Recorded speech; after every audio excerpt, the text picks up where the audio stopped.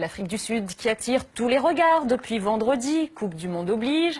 Ce n'est pas de football dont nous allons vous parler, mais d'un phénomène qui a de quoi surprendre, voire choquer. Il n'y a pas si longtemps là-bas, les Noirs et les Blancs ne se mélangeaient pas. C'était la loi, le racisme faisait partie de la politique de l'État. Les Blancs possédaient tout, tandis que les Noirs étaient à leur service.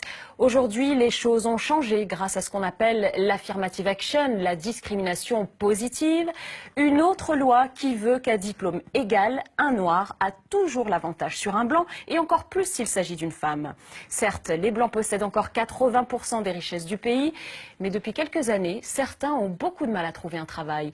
On voit même apparaître des bidonvilles de blancs qui vivent dans la misère et qui dénoncent une apartheid à l'envers pendant qu'une nouvelle bourgeoisie noire mène grand train.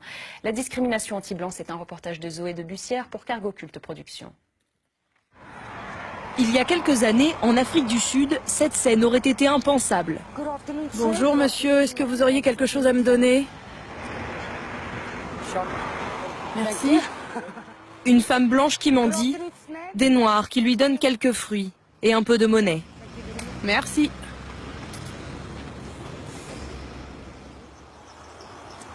Bonjour madame.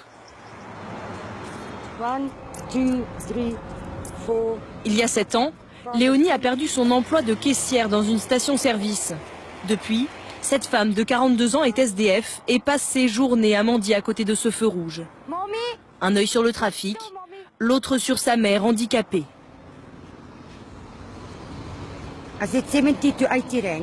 Je me fais 7 à 8 euros par jour. Ce n'est pas assez pour survivre, mais c'est mieux que rien. Je vis sans eau, sans électricité, j'habite dans un bidonville et ils nous ont tout coupé. Comme Léonie, en Afrique du Sud, de plus en plus de Blancs se retrouvent à la rue, alors que pendant de nombreuses années, ils régnaient en maître sur le pays. Des panneaux qui indiquent les endroits réservés aux Blancs, où les Noirs n'ont pas le droit d'aller.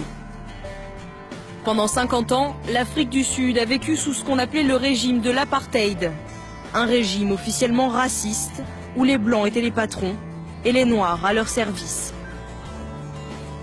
Mais dans les années 80, tout va changer. Ne tirez pas, ne tirez pas! Car les Noirs sont beaucoup plus nombreux que les Blancs. Ils décident de se révolter et ils vont gagner la partie. Nelson Mandela, le leader noir, en prison depuis des années, est libéré en 1990. Il sera même élu premier président noir d'Afrique du Sud. L'apartheid est officiellement aboli. Pourtant, la majorité des Noirs restent pauvres et sans emploi. Alors pour rétablir l'égalité, le gouvernement met en place une loi qui va jouer contre les Blancs.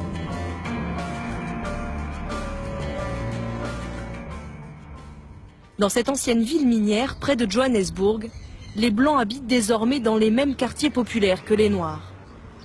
Mais beaucoup d'entre eux s'estiment à leur tour victimes de racisme. C'est le cas de Trevor, 27 ans. Son histoire, beaucoup d'autres Blancs l'ont vécue. Après avoir obtenu son bac, Trevor a fait 3 ans d'études supérieures pour devenir garde dans un parc national. Voilà, ça c'est mon diplôme qui certifie que j'ai suivi les cours et que je suis qualifié pour ce travail. C'était le travail de ses rêves et pour financer ses études, il y avait mis toutes ses économies.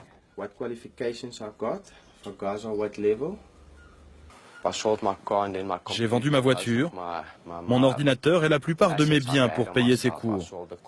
Ça m'a coûté plus de 2000 euros. Mais je pensais qu'en ayant un bon diplôme, j'aurais un travail dans ce pays.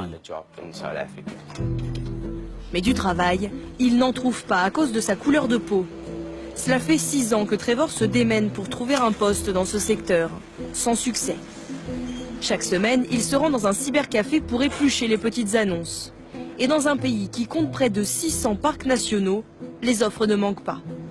Mais ce qui lui pose problème, ce sont ces 2 petites lettres devant chaque annonce. AA pour Affirmative Action, en français discrimination positive. Toutes les offres d'emploi qui portent ce sigle sont réservées en priorité aux Noirs et aux Métis. Trevor a repéré une annonce qui l'intéresse, mais pour décrocher ce job-là, il vaut mieux ne pas être blanc.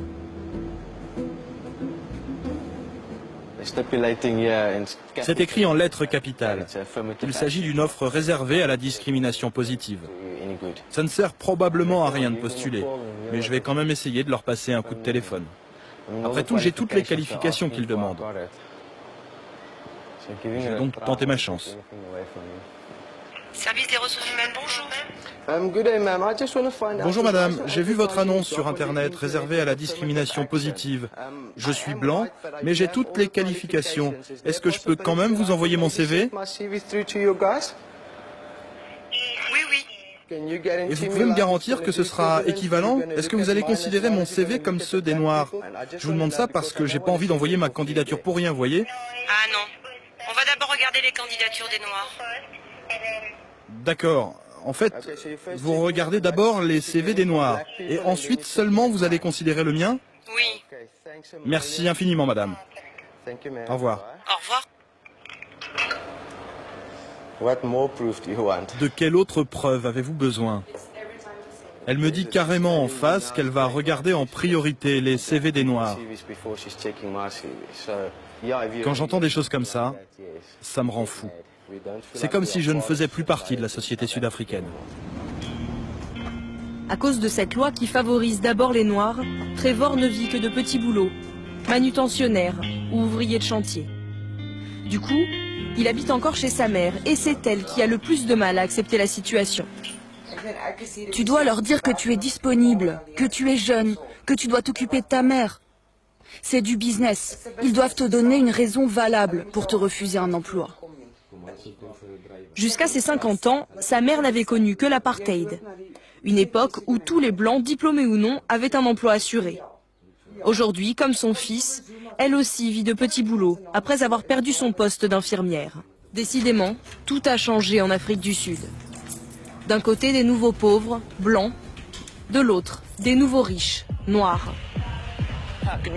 Bonjour Bertha. Ah, je vois que vous avez déjà commencé. Allez, accélérez un peu, on va faire du jogging. Dans ce club de gym UP de Johannesburg, Bertha s'entraîne 4 fois par semaine dès 6 h du matin. Cette jeune chef d'entreprise débourse 6 000 € par an pour transpirer sous les ordres de son coach personnel. Un luxe en Afrique du Sud.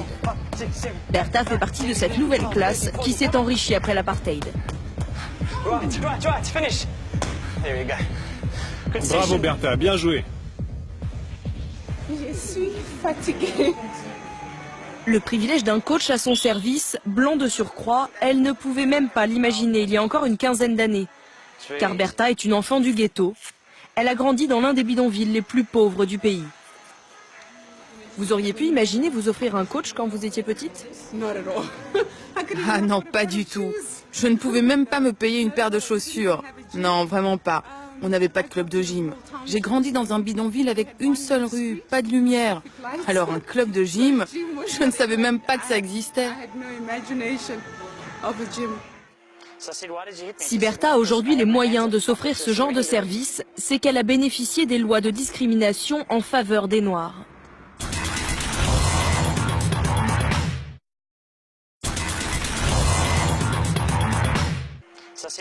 Si Bertha a aujourd'hui les moyens de s'offrir ce genre de service, c'est qu'elle a bénéficié des lois de discrimination en faveur des Noirs. En plein cœur du quartier d'affaires de Johannesburg, elle dirige une petite entreprise de communication qui emploie 6 personnes. Alors voilà notre jolie petite réception. Et ça c'est mon bureau. C'est là que tout se passe. C'est ici que je travaille, de 8 h du matin jusqu'à 11 h ou minuit. Ce qui l'a aussi aidé, c'est que sa société n'emploie pratiquement que des salariés noirs ou métis. Et ça lui amène automatiquement de nouveaux contrats. Car ses clients sont incités financièrement par l'État à travailler avec des entreprises comme la sienne, dirigées par des Noirs. C'est la loi. Et pour elle, il n'y a là rien de choquant.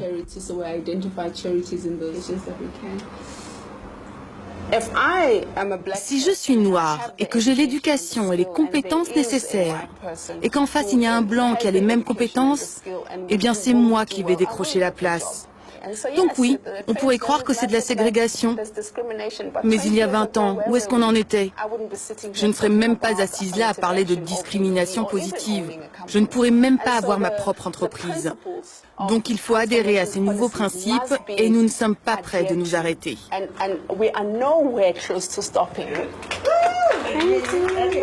Ouais, faut que ça change. Et on veut du change aussi, de l'argent.